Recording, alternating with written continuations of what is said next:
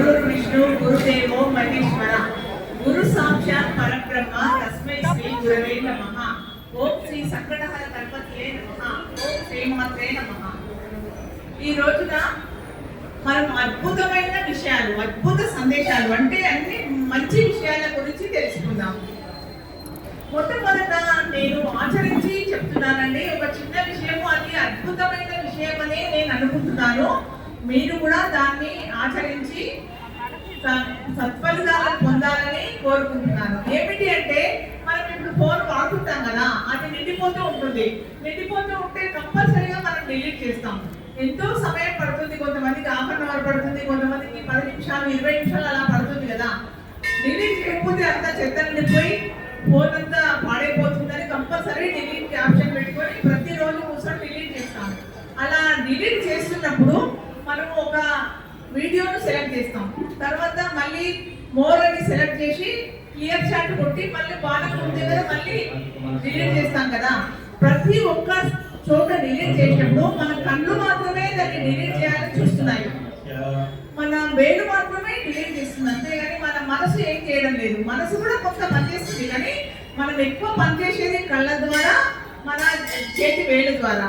అందుకని ప్రతి ఒక్క డిలీట్ దగ్గర, ప్రతి ఒక్క వీడియో దగ్గర డిలీట్ చేసినప్పుడు మనం ఓం నమః శివాయ, ఓం శ్రీమాత్రే నమః, ఓం నమో నారాయణాయ అంటే పెద్ద మంత్రాలు అవుతాయి. కాబట్టి రామ మంత్రం, హరిహరులను పూజించినట్లే అవుతుంది రామ మంత్రంతో.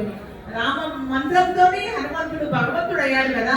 అటువంటి రామ్ అనే శబ్దంతో మొట్టమొదటిగా డిలీట్ చేసే ప్రతి చోట రామ్ రామ్ రామ్ అనుకుంటా డిలీట్ చేస్తే మనకు సమయం సద్వినియోగం అవుతుంది. ఎప్పుడు నామస్మరణ చెయ్యని వారు కూడా నామస్మరణ చేసినట్లుగా అవుతుంది, మంచి పుణ్యం లభిస్తుంది.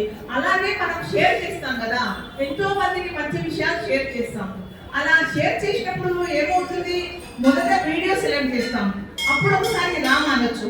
తర్వాత బాణం గుర్తు సెలెక్ట్ చేస్తాం, అప్పుడు రెండవసారి రామ్ అనొచ్చు. మళ్ళీ ఎన్నోసార్లు ఎంతో మందికి ఆ వీడియోను పంపిస్తుంటాం. ఆ వీడియోను పంపించినప్పుడు ఎన్నిసార్లు మీరు ఎంత మందికి ఆ వీడియోను పంపించినా అన్నిసార్లు రామని పలకొచ్చు. మూడవసారి మళ్ళీ బాణం గుర్తు దగ్గర మళ్ళీ సెలెక్ట్ చేసి మళ్ళీ వీడియో పంపిస్తాం కదా. ఆ షేర్లో 4 సార్లు వస్తుంది. ఆ 4 సార్లు రామ్ రామ్ అనొచ్చు. ఒక్క వీడియో షేర్ చేసినప్పుడు 4 సార్లు మనం రామ్ అని పలకవచ్చు.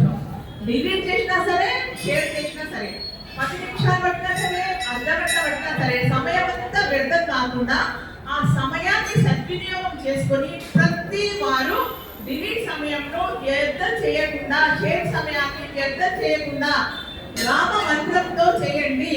మంచి సత్ఫలితాలను పొందండి. రామనామ స్మరణతో ముక్తులు అవుదాం మనమందరము.